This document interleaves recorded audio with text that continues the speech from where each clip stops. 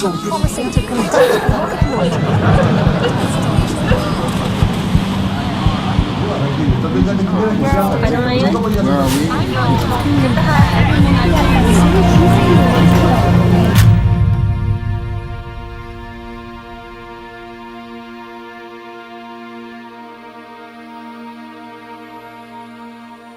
Denmark went bankrupt in 1813. Why is this story so important for now?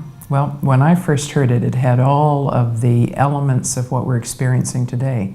It had systemic breakdown, it had people in fear, it had things needing to change because they weren't working, but nobody could see exactly how. It had all the elements that spoke to me of the current crisis we're in Greece and Spain and other places.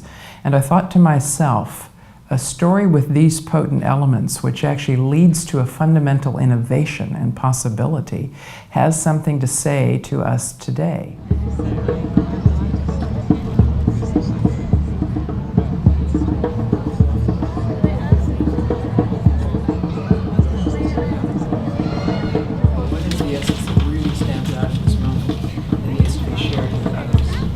I've had 2 days here with a group of people where we did storytelling, looking at what has happened in the history, to get courage for the situation we are in right now, in this time of human history where we're facing crisis on multi-levels.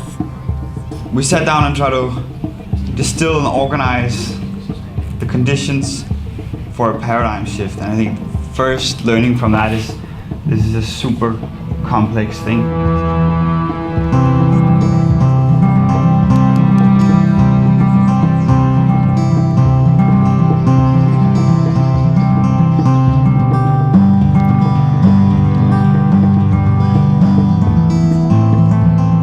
The thing I found interesting was that most Danes don't know anything about this period of history.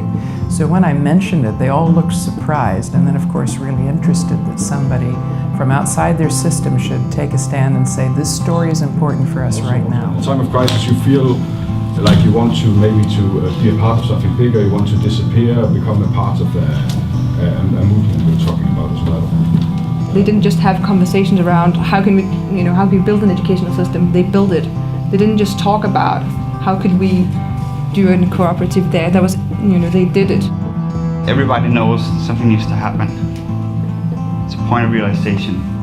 We don't have to be afraid of the crisis.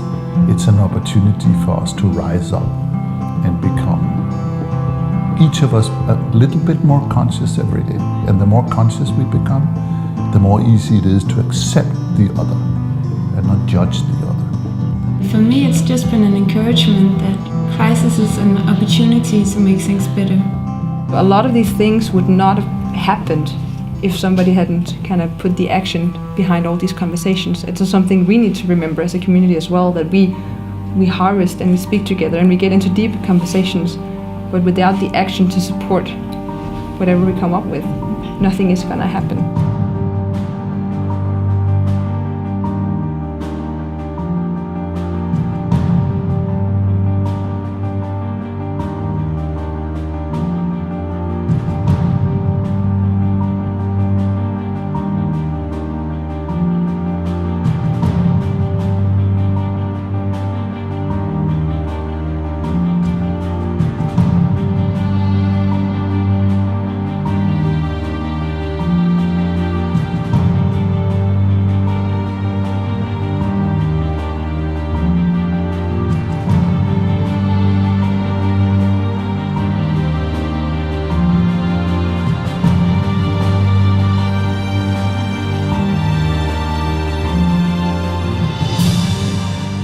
I think there is a huge gift in this story and so many other stories that can invite us to be courageous at this time and begin to spend our money and our energy and our resources where it needs to be spent and not wasted for things that are useless.